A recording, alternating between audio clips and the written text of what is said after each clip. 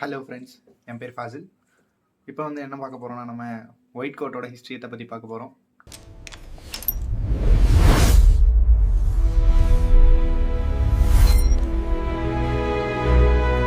Medical காலேஜ்குள்ளே நுழையிற ஒவ்வொரு ஸ்டூடெண்ட்டுக்குமே ஒரு கனவு இருக்கும். நம்ம வந்து ஒயிட் கோட் நம்ம போடணும் அப்படின்னு. அந்த ஒயிட் கோட்டை வந்துட்டு போடுவோன்ற ஆசை வந்து எல்லாத்துக்குமே இருக்கும். ஏன்னா அது வெறும் ஒரு ட்ரெஸ் இல்லை, அது ஒரு ஐடென்டிட்டி, ஒரு அடையாளம் மாதிரி. அதே மாதிரி அதுக்கு தகுந்த மாதிரி அதுக்கு ஒரு ரெஸ்பான்சிபிலிட்டி இருக்கு. Remember, with great power comes great responsibility.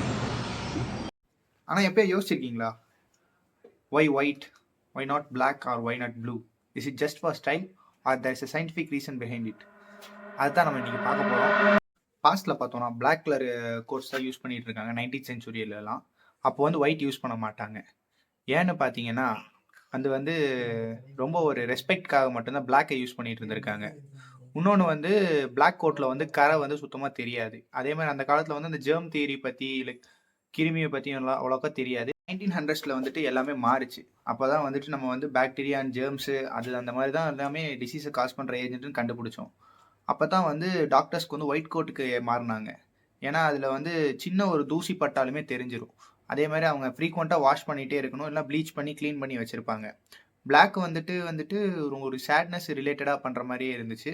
அதனால் அதை தவிர்க்க ஆரம்பித்தாங்க 1990க்கு அப்புறம். அதுக்கப்புறம் வந்துட்டு இந்த இதில் வந்து ப்ராக்டிக்கலான நிறைய யூஸும் இருக்குது. ஹிஸ்ட்ரியை தாண்டி நம்ம பாக்கெட்டில் வந்துட்டு லைக் பென்ஸ், அதுக்கப்புறம் நம்ம ஸ்டெத்தஸ்கோப், அது ஒரு சின்ன ஒரு கடை மாதிரியே வச்சுக்கோங்களேன். நீ ஹேமர், டேப்பு, மெஷரிங் டேப்லேருந்து எல்லாமே வச்சுருப்பாங்க. அதே மாதிரி ஒரு ஹாஸ்பிட்டலில் எவ்வளோ பேர் இருந்தாலும் ஒயிட் கோட் போட்ட உடனே பேஷண்ட்ஸ்க்கு ஒரு நம்பிக்கை வரும். அந்த நம்பிக்கை தான் மெயினு. ஒரு ட்ரஸ்ட் பில்டு பண்ணும் நம்ம டாக்டருக்கும் ஒரு பேஷண்ட்ஸுக்கும். அதே மாதிரி சில பேருக்கு வந்துட்டு டாக்டரை பார்த்தா நர்வஸ் ஆயிடுவாங்க. இதில் என்ன சின்ன ப்ராப்ளம்னா, ஒயிட் கோட்டை பார்த்த உடனே ஒரு ஹைப்பர் டென்ஷன் ஆயிடுவாங்க. ஏன்னா வீட்டில் வந்து நார்மல் பிளட் ப்ரெஷரில் இருப்பாங்க, ஹாஸ்பிட்டலுக்கு வந்த உடனே ஹை ஆகிடும்.